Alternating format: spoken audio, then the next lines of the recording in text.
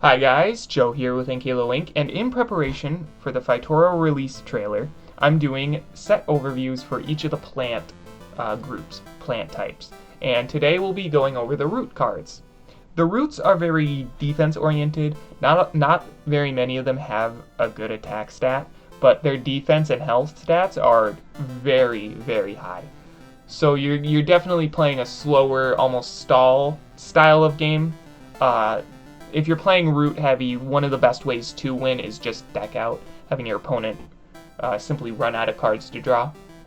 But that is a very long and boring, tedious way to win. So often root cards are best paired with other cards to serve as a defensive option. They actually work really well with the veggie cards because root is extreme defense, whereas veggie is extreme attack. But that's besides the point. Let's get into the cards, starting with Pit Twin. Pit Twin can attack, has really good defense for a level 1, very bad health though, but it's got a very unique ability. It can evolve into a level 2 or 3 plant. So if you're planning to play an evolution-based deck, definitely put Pit Twin in there, with maybe even a Rainbow Mado, because if you change Pit Twin's type, you can actually evolve it into a level 3 of anything, because it doesn't explicitly say that it can only do roots. So if you change this into a berry type, let's say, you can evolve it into a level 3 berry. So Pit Twin is a very useful support and utility card. The only downside is trying to actually play it, because again, it's got really good defense, but you know, if you're playing it on the first turn or maybe even like mid to late game, it might die before you get to use it, so keep that in mind. Then we have Embark. Embark is one of the only aggressive options the roots have. He's got a pretty okay attack stat. While he can take a lot of hits, a lot of weak hits, you know, something like a Tater Lord can easily get rid of Embark in 2 shots. Though Tater Lord can do that with almost anything, so Embark, just a very good, he's just a stat card though, so he's just got very good stats all across the board. Then we have Punish Shell. Again, another root that can't attack directly, so you're not getting points with this unless you buff it in some way. He's got 15 defense and 50 health, so he is obviously defense oriented. He's a counter card, you could say. Any plant that attacks him will take 25 damage, regardless of how much damage they do, even if they do 0 damage. Anything that attacks him is taking that 25 health, or losing that 25 health. So he's a very, very useful stall support card. You place Punish Shell in front of something else, you know, anything you want to keep alive, and you know, Punish Shell will not only weaken what's attacking, but also maybe even kill it, or kill it. One of my favorite cards too. I love using Punish Shell. Then we have Coconut. Coconut, terrible attack, amazing, phenomenal. He's got 70 defense, the max of any non-silver boost card can have, and 150 health. Again, the max a non-silver boost card can have. A really, really good defensive card. Again, that attack stat though is really the only downside to Coconut. But it's got a silver boost. Now, Silver Coconut is kind of the exact opposite of Tater Lord. When played, it gains 10 attack for every root plant on the field except for this. Now, unlike Tater Lord, which has 0 defense starting off, Silver Coconut has 30 attack. So he can still attack some of the weaker cards, like level 1s or 2s. The thing is though, a level 3 is most likely going to completely ignore the attack of a Coconut. So, you know, obviously playing it with roots is very important and very useful, but it's not as needed as with Tater Lord is. Because Silver Coconut has 140 defense and 300 health. Nothing is getting past Silver Coconut. Silver Coconut is a beast.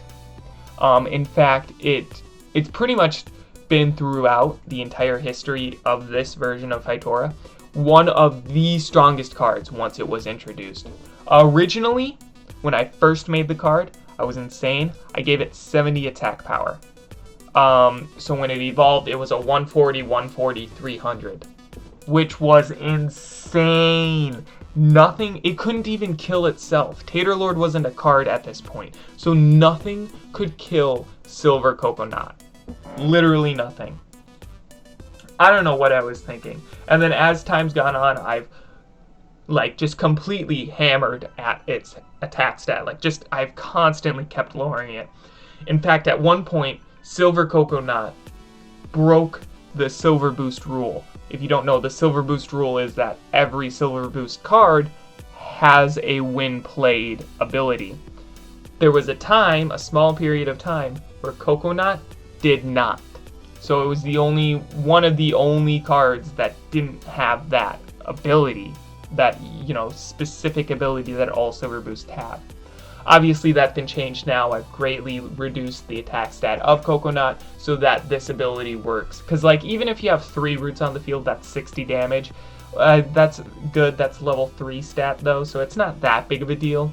Like, so you have Silver Coconut, 3 others. So even if you have the additional 2 slots filled, so an entire field of root cards, that's only 80. 80 is pretty good, not gonna lie. But, you know, it's manageable to some degree. You just got to play something with high defense. And even, I mean, at that point, if your opponent has an entire field filled with root cards, including Coconut, like, I don't think you're winning that battle anyways, so. Moving on, we have Stumwater. Stumwater is one of the only 2 plants, the other being Strawberry, that can attack outside of its lane. This one only works while it's on the front line. It's got a lot beefier stat lineup. It's got 50 damage, 20 health, or 20 defense, and 30 health. So it's beefier than Strawberry, but it has to be played to the front line instead. And obviously, because it can attack outside of its zone, it can't actually attack the enemy, or can't do direct attacks while on the front line. And it must make an attack whenever possible. So there have been some situations where I've had a Punish Shell on the field, and that's the only card I've had, and Devin's had a Stumwater. He was questioning whether or not he had to attack the Punish Shell, and now it is a rule, you do have to attack, because every plant has to attack in their turn. So then we have Magnanut.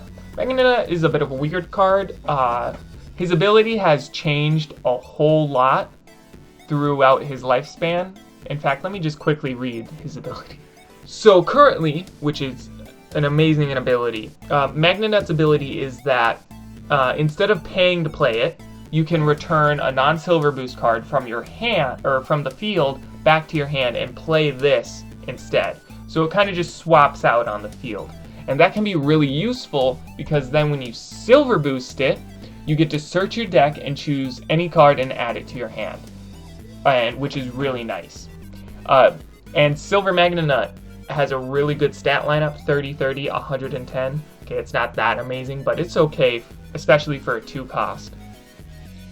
Magnanut looks pretty okay, like, or not okay, but just, you know, it's like kind of an acorn thing with a big magnet on its head. Honestly, speakingly, I have no idea what happened to Silver Magnanut. I kind of just went for it.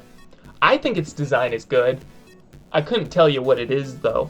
It's got the shell, at least, so it is quote-unquote a plant. But yeah, so both of these cards, by the way, have the additional ability that whenever possible, a plant must attack this. And really, this is just to counter Stumwater, Strawberry, Fruidactyl, and Poison Toucan. So just some of the more annoying, trouble-ish cards. Moving on, we have Spudmole. One of my favorite designs. I really think that a good, nice, basic design can just be so impactful, and I think that Spudmole is one of those cases where it's basic enough, yet has enough detail and, you know, just life to it that it's just you could see this being a real life creature. Spudmole, it's a 1 cost, pretty terrible attack, okay defense, amazing health stat. That is level 2 health right there. So Spudmole, he's gonna be lasting for a while. A very good card. Both level 1s for root plants, or root cards are very good to use with evolution, because with Pit Twin with his ability and Spud Mole with his survivability. If you can get those off, it'll definitely be useful and helpful. Moving on to the final card, we have Almontrodon. Almontrodon is a bit of a weird one. He's got 15 attack, 35 defense, and 35 health. Another defensive option. He's a little more balanced than Magna, but obviously he doesn't have that ability or Silver Boost, so he's kind of limited in that factor. If you don't know, this card is based off of Elmans and Dimetrodon. Dimetrodon being a Permian animal, not really a reptile, not really a mammal, kind of just like the in-between stages of that. The Permian period being long time ago, way before the dinosaurs even. And they were kind of, Dimetrodon was one of the top predators of its time, so it's surprising that I made it more defense-oriented. But, you know, he's only got 2 legs in this form, so I don't think he's going to be able to chase after his prey too easily. Anyways, that's every card for the root plants for set 1. Again, they're very defensive-oriented, completely opposite to the veggies, which are aggressive. Other than embark, they don't really have an aggressive option. So if you are doing a root or kind of doing a root focused deck, definitely put embark in there, and maybe even as many copies of the Pit Twin and Spud Mole, because evolution will definitely be helpful in a root deck, especially since their playstyle is definitely slower paced and maybe even stalling out until your opponent decks out. So that's all I've got to say. I hope you guys enjoyed. See you next time. Bye!